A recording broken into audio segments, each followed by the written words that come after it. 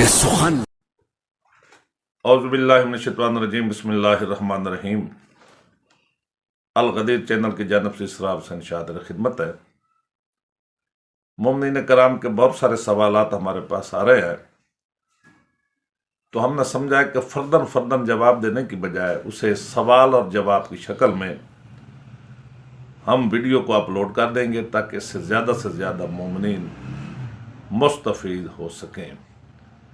آپ مومنین سے بھی اپیل ہے کہ اگر کوئی سوال آپ کے ذہن میں ہو تو ہماری ان ویڈیوز میں ہمارا لنک بھی دیا جاتا ہے، واٹس ایپ نمبر بھی موجود ہوتا ہے، وہاں پہ آپ اپنے سوال بھیج سکتے ہیں اور انشاءاللہ فقہ محمد و آل محمد کی روشنی میں ہم جواب دینے کی پوری کوشش کریں گے۔ تو وقت ضائع کیے بغیر آج کی اس نشست کا ہم آغاز کرتے ہیں۔ جی بیٹا، سوال کریں۔ قبلہ صاحب، ایک لڑکے کا سوال آیا تھا کہ میں اسٹوڈنٹ ہوں، کالج میں پڑھتا ہوں، اور مجھے آسان طریقے سے سمجھا دیں کہ خمس کیا ہے، کس چیز پر واجب ہے، اور اس کے نکالنے کا طریقہ کیا ہے۔ بہت اچھا سوال کیا گیا۔ ہماری نوجوان نسل کو ان سب چیزوں کے بارے میں، خمس ہے، زکوٰۃ ہے، صدقات ہے، ان چیزوں کا علم ہونا ضروری ہے۔ خمس بیسیکلی مقررہ مدت کے لیے جتنی آمد ہوتی ہے اس پر واجب نہیں ہوتا، بلکہ جتنی بچت ہوتی ہے اس پر نکالنا واجب ہوتا ہے۔ آسان طریقے سے میں تھوڑا سا اس طرح سمجھانے کی کوشش کروں کہ مثلاً آج کی جو تاریخ ہے اس کو مقرر کر لیا جائے اور اگلے سال تک حساب کتاب جاری رکھے۔ جتنی آمد ہوگی اس پر خمس نہیں نکالنا ہوگا، بلکہ اس آمد میں سے جتنی بچت ہوگی اس کا 5واں حصہ خمس نکالنا واجب ہوگا۔ میں مثال دے کے تھوڑا سا سمجھانا چاہتا ہوں۔ مثلاً آج کی تاریخ سے لے کر اگلے سال اسی تاریخ تک اگر 1,00,000 روپیہ آپ کی آمد ہے اور ساری رقم خرچ ہو گئی ہے تو کوئی خمس آپ پر واجب نہیں ہوگا۔ لیکن اگر 1,00,000 روپیہ آپ کی آمد ہے اور اس میں سے 90,000 خرچ ہو گیا، 10,000 باقی بچ گیا، تو آپ کو اب اس 10,000 پر خمس دینا ہوگا۔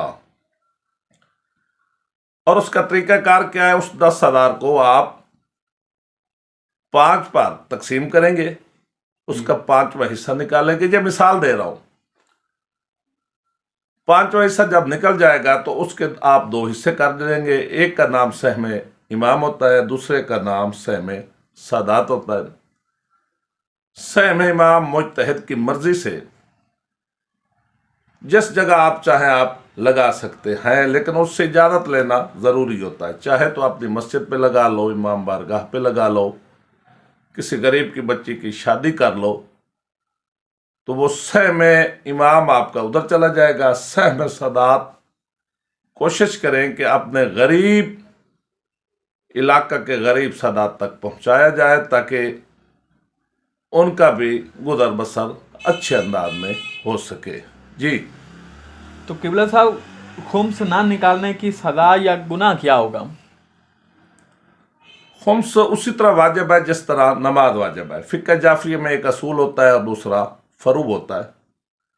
اگر ہم اب ڈیٹیل میں جائیں تو زیادہ وقت چلا جائے گا۔ تو فروع دین میں جس طرح نماز ہے اسی طرح خمس بھی ہے، لہذا جس طرح نماز کے بغیر گزارا نہیں ہے اسی طرح خمس کے بغیر بھی گزارا نہیں ہے۔ جو بندہ خمس نہیں نکالے گا، چھوٹی سی مثال دیتا ہوں، اور وہ وضو کے لیے نلکا لگواتا ہے، موٹر لگواتا ہے یا پانی کا انتظام کرتا ہے، تو جس رزق میں سے خمس نہیں نکالا گیا اس رزق سے یا ان پیسوں سے پانی کا انتظام جس سے وہ وضو کرتا ہے وہ وضو ٹھیک نہیں ہوگا، اور جب وہ وضو ٹھیک نہیں ہوگا تو میرا خیال ہے نماز بھی ٹھیک نہیں ہوگی۔ اور دوسری مثال یہ بھی دے دوں کہ جس رزق میں سے خمس نہیں نکالا گیا اس میں سے یا انہی پیسوں میں سے کپڑے خریدے گئے اور پہنے گئے ہیں، تو بہت سارے مجتہدین کے نزدیک ان پیسوں سے خریدا گیا اور پہنا جانے والا لباس ٹھیک نہیں ہے۔ جی بیٹا. آغا صاحب ایک بچے کا سوال آیا ہے کہ قبلہ زکوٰۃ کن چیزوں پر واجب ہے، تھوڑا آسان کر کے سمجھا دیں. زکوٰۃ بیسیکلی 3 چیزوں پر واجب ہوتی ہے. تھوڑا سا غور فرمائیں، تھوڑا سا یہ مشکل مسئلہ ہے کیونکہ لوگ توجہ نہیں فرماتے. میں کوشش کرتا ہوں آسان کر کے سمجھاؤں. بیسیکلی 3 چیزوں پر زکوٰۃ واجب ہوتی ہے، جس میں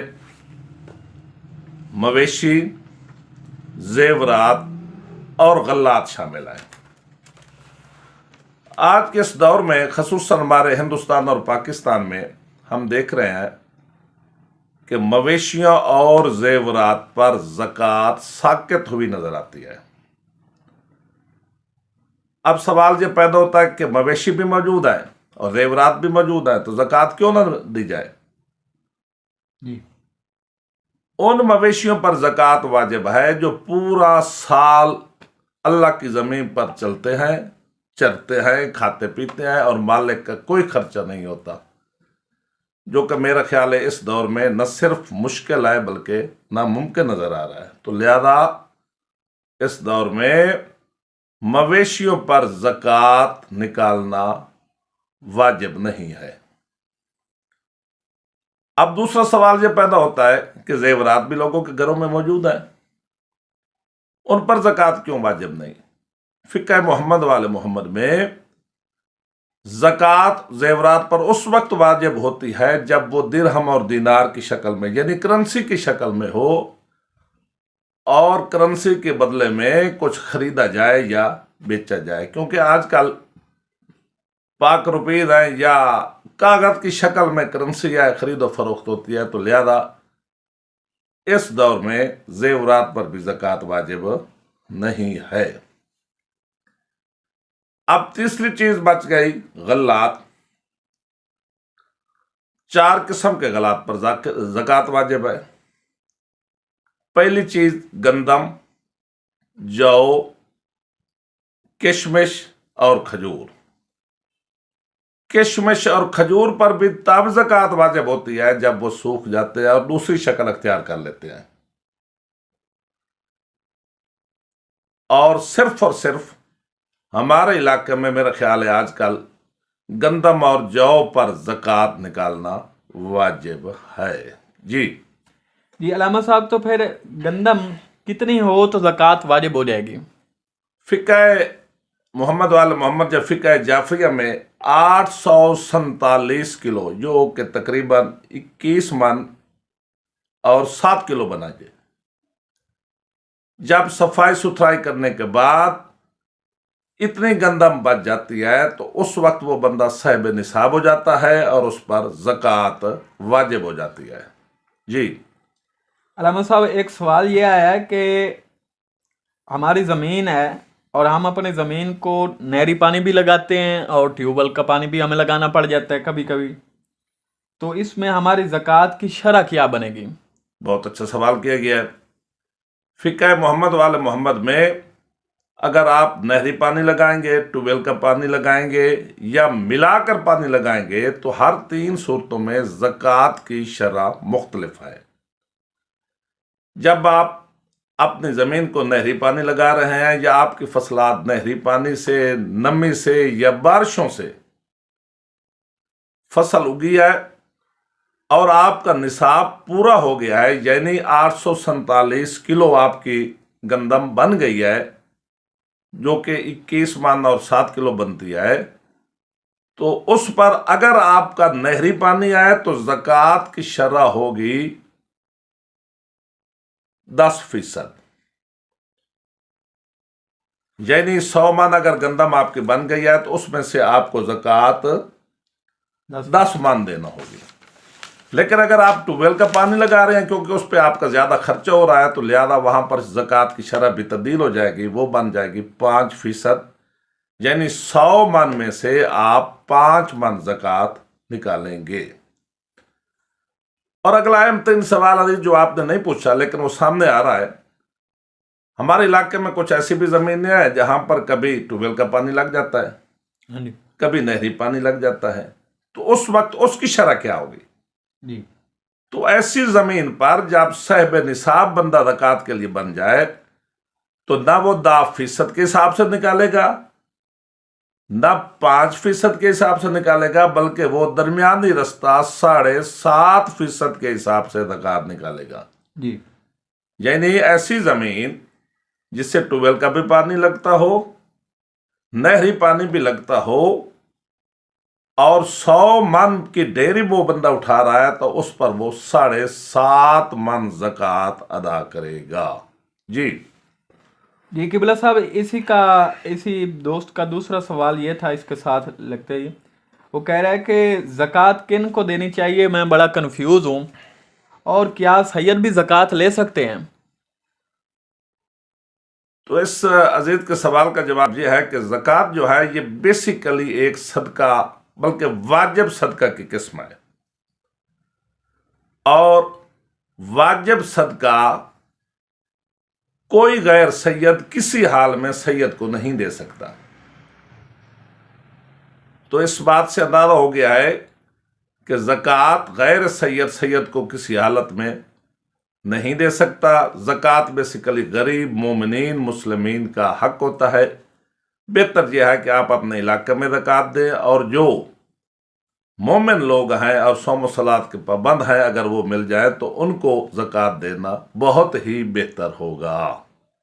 جی تو علامہ صاحب، اسی کے متعلقہ پھر یہ بھی سوال ہو سکتا ہے اور اٹھتا ہے کہ کیا غیر سید کا نکالا گیا صدقہ پھر سید لے سکے گا؟ بہت ہی اہم سوال عزیز آپ نے کیا ہے۔ صدقہ کی میں اس طرح سمجھانے کی کوشش کرتا ہوں، بنیادی طور پہ 2 قسمیں ہوتی ہیں، ایک ہوتا ہے واجب صدقہ اور دوسرا ہوتا ہے مستحب صدقہ۔ واجب صدقہ میں جیسے فطرانہ، یہ واجب ہے، اگر آپ فطرانہ نہیں نکالیں گے تو آپ کے روزوں پہ اثر پڑ سکتا ہے۔ فطرانہ، زکوٰۃ اور جو منت کا صدقہ ہوتا ہے یہ واجب صدقہ ہوتا ہے، اور ان صدقات میں سے میں پہلے بھی بات کر چکا ہوں، کوئی بھی غیر سید کسی قسم کا صدقہ کسی حال میں سید کو نہیں دے سکتا۔ اب آ جائیں دوسری قسم ہے مستحب صدقے کی۔ اس کی میں مثال دیتا ہوں، جب بندہ صبح سویرے گھر سے باہر نکلتا ہے تو وہ صدقہ نکالتا ہے، اور اگر اسے رستے میں کوئی سید مل جائے، کیونکہ وہ صدقہ واجب نہیں ہے مستحب ہے، لہذا وہ صدقہ اس سید کو دیا جا سکتا ہے۔ جی اسی طرح اور بھی بہت سارے مستحب صدقات ہیں جن میں عام طور پر جب کوئی بندہ اس دنیا فانی کو چھوڑتا ہے تو آخری رات میں نماز وحشت قبر کے ساتھ ساتھ حکم ہے کہ اس میت کے لیے صدقے کا بھی اہتمام کیا جائے، جی اور جو اس طرح کا صدقہ نکالا جاتا ہے وہ غیر سید کو دے سکتا ہے، کیونکہ یہ بھی مستحب صدقہ ہے۔ جی آغا صاحب، آخر میں ایک سوال میرا بھی ایڈ کر لیں کہ یہ ہمارے علاقے میں جب ذمہ دار گندم اٹھاتے ہیں تو غربا کے ساتھ ساتھ وہ سیم ٹائم پہ سادات کو بھی دے رہے ہوتے ہیں، جی تو کیا سادات کا اس طرح لینا جائز ہو جاتا ہے اور وہ دے سکتے ہیں انہیں؟ ہاں، وہ ایک شکل میں جائز ہو سکتا ہے۔ ہم میرے خیال ہے اسے ڈیری کہتے ہیں آپ بھی اپنی زبان میں۔ ہاں جی، سال کے اینڈ پہ جب وہ ڈیری ہوتی ہے تو وہاں غریب غربا بھی آتے ہیں، سادات بھی آتے ہیں، اور ہمارے علاقے کا بھی ایسے رواج ہے کہ لوگ زکوٰۃ نکالیں یا نہ نکالیں، ان غربا کو وہ زکوٰۃ کو نہ کچھ دیتے ہیں۔ اگر ان میں کوئی سید شامل آئے تو ایک حالت میں اگر وہ ذمہ دار جس کی ڈیری ہے وہ یہ نیت کرے کہ میں مستحب صدقے کی نیت سے یہ گندم سید صاحب کو دے رہا ہوں، تو اس طریقے سے اس کی گندم کا صدقہ دینا بھی جائز ہے، اور سید کے لیے لینا اور کھانا بھی جائز اور حلال ہے۔ جی جی اور ہے کوئی سوال؟ نہیں سر، آج کے اتنے چلیے۔ ہاں، تو مومنین سے اپیل ہے بلکہ دعا بھی ہے کہ کریم اللہ ہمیں صحیح معنی میں فقہ محمد والے محمد سیکھنے، اس پر عمل کرنے کی توفیق عنایت فرمائے۔ آخر میں ایک میری ریکویسٹ بھی ہے کہ ہماری ان ویڈیوز کو اپلوڈ کرنے کا صرف اور صرف ایک ہی مقصد ہے کہ آج کے نوجوانوں کو، ماؤں بہنوں کو علوم محمد والے محمد سے روشناس کرایا جائے۔ تو آپ بھی صدقہ جاریہ کی نیت سے اگر یہ ویڈیو آپ تک پہنچ رہی ہے تو اسے شیئر بھی کریں، ہمارے چینل کو سبسکرائب بھی کریں، تاکہ علوم محمد والے محمد کو زیادہ سے زیادہ پھیلایا جا سکے۔ आखिर में आपसे एक और भी अपील है कि बंदा नाचीज़, बंदा के बच्चों, बंदा के वालिदैन को अपनी दुआओं में याद रखें। अल्लाहुम्मा सल्ली अला मुहम्मद व आले मुहम्मद वाजिल फरजा आल मुहम्मद। लदू वाली अल वली इश्क फातिमा मुर्तजा वाली।